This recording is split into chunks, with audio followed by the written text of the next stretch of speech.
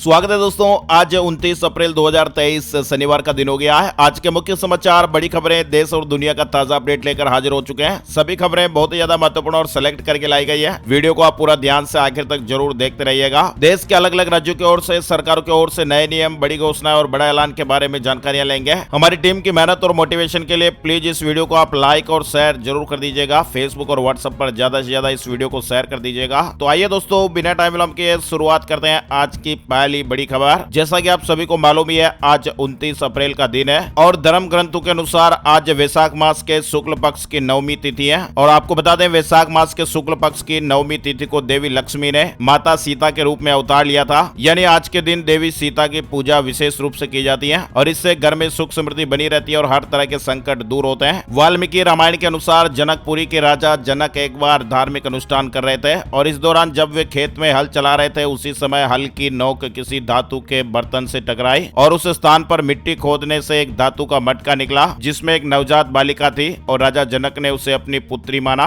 और उस बालिका का नाम सीता रखा और आज सीता नवमी का पर्व है। चलिए आगे बढ़ते हैं दोस्तों। बड़ी खबर, हेट स्पीच पर सुप्रीम कोर्ट का बड़ा फैसला आया है। अब बिना शिकायत के भी मामला दर्ज होगा, एफआईआर दर्ज होगी। सुप्रीम कोर्ट ने हेट स्पीच को लेकर सख्त रुख अपनाते हुए कहा है, नफरत फैलाने वाला भाषण देने वालों के खिलाफ बिना शिकायत के केस दर्ज करें। सुप्रीम कोर्ट ने राज्य सरकारों और केंद्र शासित प्रदेशों को यह सुनिश्चित करने को कहा कि ऐसे मामलों में वे स्वतः संज्ञान लेते हुए कार्रवाई करें। वहीं सुप्रीम कोर्ट ने चेतावनी देते हुए कहा कि इस मामले में अगर केस दर्ज करने में देरी की जाती है तो उसे अदालत की अवमानना माना जाएगा। नफरत भरे भाषणों पर कड़ा रुख अख्तियार करते हुए सुप्रीम कोर्ट ने धर्म की परवाह किए बिना कार्रवाई करने के निर्देश दिए हैं। बड़ी खबर आ रही है, महिला पहलवानों की शिकायत के बाद बृजभूषण सिंह पर 2 एफआईआर, पॉक्सो एक्ट में भी मामला दर्ज हुआ है। 21 अप्रैल को एक नाबालिग समेत 7 महिला रेसलर ने दिल्ली पुलिस के पास यौन शोषण की शिकायत की थी, लेकिन मामले में एफआईआर दर्ज नहीं हुई और इसके बाद पहलवान धरने पर बैठ गए। 25 अप्रैल को सुप्रीम कोर्ट ने महिला पहलवानों की अपील सुनकर इसे गंभीर मामला बताया और 2 दिन में दिल्ली पुलिस को जवाब देने के लिए कहा। 28 अप्रैल को सुप्रीम कोर्ट में दिल्ली पुलिस ने कहा कि हम बृजभूषण शरण सिंह के खिलाफ एफआईआर दर्ज करेंगे। बृजभूषण सिंह के खिलाफ यौन उत्पीड़न के आरोपों में एफआईआर दर्ज कराने की मांग को लेकर दायर याचिका पर शुक्रवार को सुप्रीम कोर्ट में सुनवाई हुई और इस दौरान दिल्ली पुलिस ने एफआईआर दर्ज करने का भरोसा दिया था। साथ ही दोस्तों आपको बता दें, दिल्ली में पहलवानों का जो धरना है वो जारी है। शनिवार को जंतर मंतर जाएंगे सीएम केजरीवाल। वहीं पहलवानों के समर्थन में अब धीरे धीरे कई खिलाड़ी भी आ रहे हैं। ओलंपिक में भारत को गोल्ड जिताने वाले नीरज चोपड़ा ने भी अपना समर्थन प्रोटेस्ट कर रहे पहलवानों को दिया है। चलिए आगे बढ़ते हैं। बड़ी खबर, गूगल ने लगाया पर्सनल लोन देने वाली 3500 ऐप पर बैन। अब आम आदमी का शोषण थोड़ा कम होगा। गूगल ने साल 2022 में भारत में 3500 से ज्यादा लोन ऐप के खिलाफ एक्शन लिया था और कंपनी के अनुसार उन्होंने रिव्यू किया और ये पाया कि ये ऐप गूगल प्ले स्टोर की पॉलिसी के जरूरतों पर खरा नहीं उतर रही थी। स्विगी से ऑनलाइन खाना मंगाना महंगा हो गया। अब ग्राहकों से प्लेटफॉर्म फीस भी वसूल की जाएगी। Online food delivery platform Swiggy ने कोर्ट वैल्यू के बावजूद सभी यूजर से प्रति फूड ऑर्डर के लिए 2 रुपए का प्लेटफॉर्म फीस वसूलना शुरू कर दिया है। कंपनी ने बताया कि केवल मुख्य प्लेटफॉर्म पर फूड ऑर्डर पर एक्स्ट्रा चार्ज लगाया जा रहा है और ये इंस्टामार्ट यूजर्स पर लागू नहीं होता है। बड़ी खबर है, अब खुलेगा माफिया के परिवार का काला चिट्ठा। ईडी के हाथ कई सबूत लगे हैं। अतीक के सीए को भी तलब किया गया है। अतीक अहमद की हत्या के बाद अब पुलिस और जांच एजेंसियां उसे लेकर एक के बाद एक खुलासे कर रही है और अब माफिया के परिवार के खिलाफ ईडी भी एक्शन में है। माफिया परिवार की 50 से ज्यादा बैंक खातों की डिटेल ईडी के हाथ लगी है, जिसमें परिवार वाले मनी लॉन्ड्रिंग कर रहे थे। वहीं माफिया ब्रदर्स की हत्या पर सुप्रीम कोर्ट ने सवाल उठाया है। पूछा कि इधर उधर परेड क्यों करवाई गई। सुप्रीम कोर्ट के जज ने सवाल उठाते हुए कहा कि हमने टीवी पर देखा कि अतीक और अशरफ को एम्बुलेंस में मेडिकल के लिए क्यों नहीं ले जाया गया, उन्हें पैदल चलवाकर इधर उधर परेड क्यों करवाई गई। इस सवाल के जवाब में मुकुल रोहतगी ने कहा कि हमने इस हत्या की जांच के लिए कमीशन गठित किया। उत्तर प्रदेश सरकार की तरफ से वकील मुकुल रोहतगी पेश हुए। साथ ही दोस्तों बड़ी खबर, 10 जवानों की जान लेने वाले 9 नक्सलियों की पहचान हो गई है। छत्तीसगढ़ में दंतेवाड़ा जिले के अरनपुर में 3 दिन पहले नक्सलियों ने आईईडी ब्लास्ट करके डीआरजी जवानों से बड़ी वाहन को उड़ा दिया था।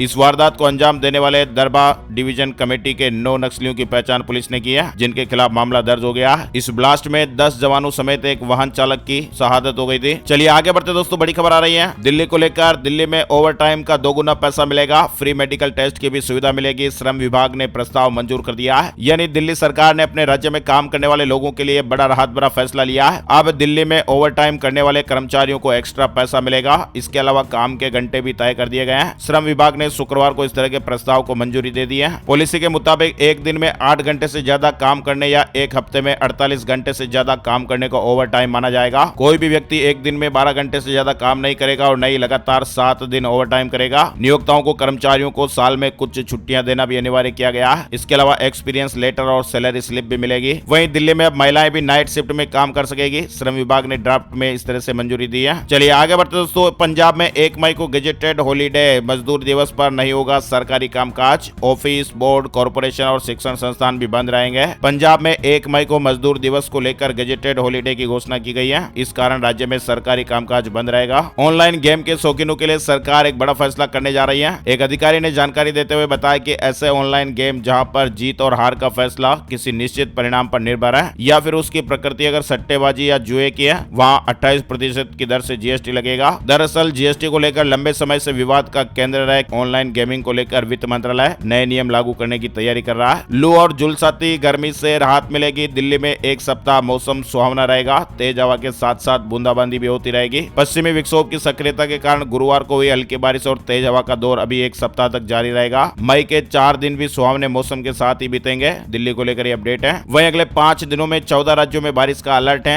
एमपी, राजस्थान में 50 किलोमीटर प्रति घंटे की रफ्तार से हवाएं चली, ओले भी गिरे। मौसम विभाग ने कहा कि अगले 5 दिन तक 14 राज्यों में तेज बरसात हो सकती है, जबकि 5 राज्यों में हल्की बारिश होने की भी संभावना है। 10 राज्यों में बादल छाए रहेंगे। आईएमडी के मुताबिक मध्य प्रदेश, महाराष्ट्र, छत्तीसगढ़, आंध्र प्रदेश, तेलंगाना, कर्नाटक, तमिलनाडु, केरल, अरुणाचल प्रदेश, असम, मेघालय और नागालैंड में गरज के साथ अगले 5 दिनों में भारी बारिश होने का अनुमान है। वहीं हिमाचल प्रदेश और उत्तराखंड के कुछ इलाकों में भी बहुत भारी बारिश होने का अलर्ट जारी किया गया है। 5 राज्यों में हल्की बारिश का अनुमान है। मौसम विभाग के मुताबिक 5 राज्यों में गुजरात, राजस्थान, उत्तर प्रदेश, पंजाब और हरियाणा में हल्की फुल्की बारिश होने का अनुमान है। वहीं बचे हुए 10 राज्यों में बादल छाए हुए रह सकते हैं। हिमाचल में 2 दिन भारी बारिश का अलर्ट, ओलावृष्टि और अंधड़ का भी अलर्ट है। 2 मई तक मौसम खराब रहने को लेकर अलर्ट है। हमारे देश में बीते 24 घंटे में कोरोना वायरस के 7,533 नए मामले सामने आए हैं। 44 व्यक्तियों की मौत होने की खबर है। आईपीएल 2023 से जुड़ी बड़ी खबर। सीजन का सबसे बड़ा स्कोर बनाकर जीता लखनऊ, पंजाब को 56 रनों से हराया। लखनऊ सुपर जायंट्स ने इंडियन प्रीमियर लीग 16 में पंजाब किंग्स को 56 रन के एक बड़े अंतर से हराया है और ये टीम की मौजूदा सीजन में 5वीं जीत है। ऑपरेशन कावेरी से जुड़ी खबर आ रही है। सूडान से निकाले गए करीब 2400 भारतीय। ऑपरेशन कावेरी के तहत भारतीयों का 13वां जत्था सूडान से सऊदी के शहर जेदा के लिए रवाना हो गया। इस जत्थे में 300 यात्री शामिल थे। इसकी जानकारी देते हुए विदेश मंत्रालय के प्रवक्ता ने बताया कि करीब 2400 भारतीयों को निकाला गया है। रूस ने यूक्रेन पर एक दिन में दागी 23 मिसाइलें, 3 बच्चों समेत 16 की मौत होने की खबर आ रही है। 2 महीनों में सबसे बड़ा अटैक किया गया। वहीं पीएम मोदी ने 91 एफएम स्टेशन शुरू किए हैं। पीएम मोदी ने शुक्रवार को देश में रेडियो कनेक्टिविटी बढ़ाने के लिए 100 वाट कैपेसिटी के 91 एफएम रेडियो स्टेशनों का उद्घाटन किया। वहीं मन की बात के 100वें एपिसोड को बीजेपी ऐतिहासिक बनाने की तैयारी में है। बीजेपी अध्यक्ष जेपी नड्डा इसे ऐतिहासिक बनाने के लिए पूरी कवायद की देखरेख कर रहे हैं। ईडी केस में मनीष सिसोदिया को नहीं मिली जमानत, अब हाईकोर्ट में अपील करेंगे पूर्व डिप्टी सीएम। फिलहाल 12 मई तक कस्टडी में है। यानी दिल्ली की राउज एवेन्यू कोर्ट ने शराब नीति घोटाले से जुड़े मनी लॉन्ड्रिंग मामले में भी मनीष सिसोदिया को जमानत नहीं दी है। इससे एक दिन पहले ही सीबीआई केस में मनीष सिसोदिया की कस्टडी 12 मई तक के लिए बढ़ा दी गई थी और अब इस मामले में भी जमानत नहीं मिली है। वहीं बिहार में जाति आधारित गणना मामले की सुनवाई करने से सुप्रीम कोर्ट का इंकार हो गया है और कहा कि हाई कोर्ट जाएं। बिहार में जाति आधारित गणना का पहला दौर 7 जनवरी से 21 जनवरी के बीच आयोजित किया गया था। दूसरा दौर 15 अप्रैल को शुरू हुआ और 15 मई तक चलेगा। आईपीएल को लेकर अपडेट खबर। 30 अप्रैल को आईपीएल भरेगा अपनी 1000वीं उड़ान। सेलिब्रेशन के लिए बीसीसीआई ने खास प्लान बनाया है। इंडियन प्रीमियर लीग यानी आईपीएल की शुरुआत साल 2008 में हुई थी और इस लीग में अब तक कुल 15 सीजन खेले जा चुके हैं और इस वक्त आईपीएल का 16वां सीजन बड़े ही रोमांचक तरीके से खेला जा रहा है। उत्तराखंड चारधाम यात्रा से जुड़ा अपडेट आ रहा है। केदारनाथ यात्रा रुकी, बारिश और बर्फबारी पर चारों धामों में मौसम अलर्ट, हेल्पलाइन नंबर भी जारी हुए हैं। दरअसल उत्तराखंड चारधाम यात्रा के कपाट खुलने के साथ ही तीर्थ यात्रियों की भारी भीड़ चारों धामों में देखने को मिल रही है। UP, Delhi, NCR, MP, Rajasthan समेत देश के कई राज्यों से तीर्थ यात्री उत्तराखंड चारधाम पहुंच रहे हैं। लेकिन चिंता की बात यह है कि उत्तराखंड में मौसम तीर्थ यात्रियों की परीक्षा लेने में जुटा हुआ है। केदारनाथ, बद्रीनाथ, गंगोत्री और यमुनोत्री में खराब मौसम की वजह से तीर्थ यात्रियों को मुश्किलों का सामना करना पड़ रहा है। केदारनाथ में रुक रुक कर हो रही बर्फबारी के कारण शुक्रवार को सुबह 11:30 बजे बाद यात्रियों को आगे नहीं जाने दिया गया, जबकि मौसम सामान्य होने के दिनों में 12 बजे तक यात्री यहां से केदारनाथ भेजे जाते थे। जिलाधिकारी मयूर दीक्षित ने कहा कि मौसम ठीक होने के बाद सोनप्रयाग से सामान्य दिनों की तरह यात्रियों को भेजा जाएगा। मौसम विभाग के अलर्ट की वजह से अतिरिक्त सावधानी रखी जा रही है। साथ ही बड़ी खबर आ रही है, महाराष्ट्र की एकनाथ शिंदे सरकार पालघर लीचिंग मामले की सीबीआई से जांच कराएगी। सुप्रीम कोर्ट में शुक्रवार को हुई सुनवाई के दौरान राज्य सरकार ने यह जानकारी दी है। उत्तराखंड में 22 लाख डाकघरों के खातों से लेन देन पर रोक, कहीं आपके खाते भी ना हो जाए बंद। दरअसल उत्तराखंड में डाकघरों के 21,67,000 बचत खातों से लेन देन बंद हो गया। मोबाइल नंबर लिंक नहीं होने के कारण इन खातों में चेक और ड्राफ्ट भी क्लियर नहीं हो पा रहा है। नंबर लिंक होते ही इन खातों से लेन देन फिर से चालू हो जाएगा। उत्तर प्रदेश से जुड़ी बड़ी खबर, शिक्षा विभाग ने एक बड़ा निर्णय लिया है। अब 6 साल की आयु वाले बच्चों को ही कक्षा 1 में दाखिला मिलेगा।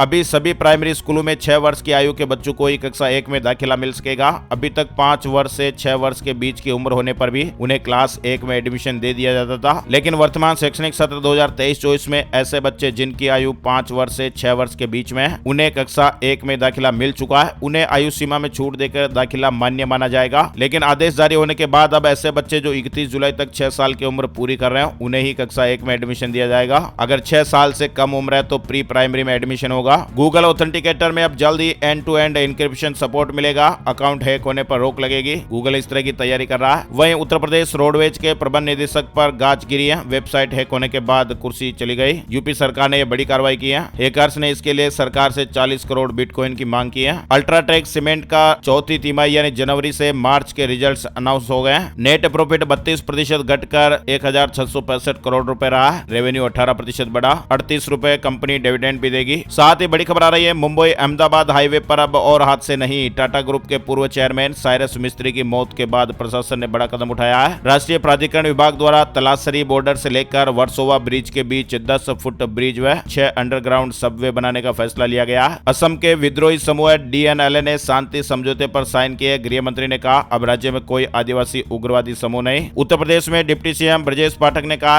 अब कोई माफिया किसी को धमका नहीं सकता। जान बचाने को गुंडे और माफिया जेल में है। व्हाट्सएप को लेकर अपडेट खबर, चैट बैकअप के लिए अब गूगल पर डिपेंड नहीं रहना होगा। प्लेटफॉर्म एक नया फीचर लेकर आया जिसमें चैट को दूसरे डिवाइस में माइग्रेट करना आसान और बेहतर हो जाएगा। रेल यात्रियों के लिए अच्छी खबर आई है। अब हरिद्वार से हर रविवार चलेगी ये सुपरफास्ट स्पेशल ट्रेन। अब बड़ोदरा के लिए हरिद्वार जिले से हर रविवार को सुपरफास्ट स्पेशल ट्रेन चलेगी। पंजाब से जुड़ी खबर, स्टाम्प ड्यूटी में छूट अब 15 मई तक। पंजाब कैबिनेट ने आम लोगों को बड़ी राहत दी है। शुक्रवार को राज्य में संपत्ति के रजिस्ट्रेशन पर लागू स्टाम्प ड्यूटी और फीस में 2.25% की छूट की अवधि 15 मई तक बढ़ा दी गई है। वहीं पंजाब में अब अलग अलग शहरों और गाँवों में होगी पंजाब कैबिनेट की मीटिंग। भगवंत मान सरकार ने यह बड़ा फैसला लिया है। उत्तराखंड से जुड़ी खबर आ रही है, अब विवाह प्रमाण पत्र और स्कूल की टीसी से भी बन जाएगा ड्राइविंग लाइसेंस। उत्तराखंड में नई व्यवस्था के लिए परिवहन मंत्रालय ने सचिव को ड्राफ्ट भेजा है। बिहार से जुड़ी खबर, गोपालगंज में होगा इथेनॉल के साथ बिजली का उत्पादन, किसानों को भी फायदा मिलेगा। वहीं राजस्थान रोडवेज में बस कंडक्टरों की बम्पर भर्ती होगी। हर महीने 13,000 रुपए मिलेंगे।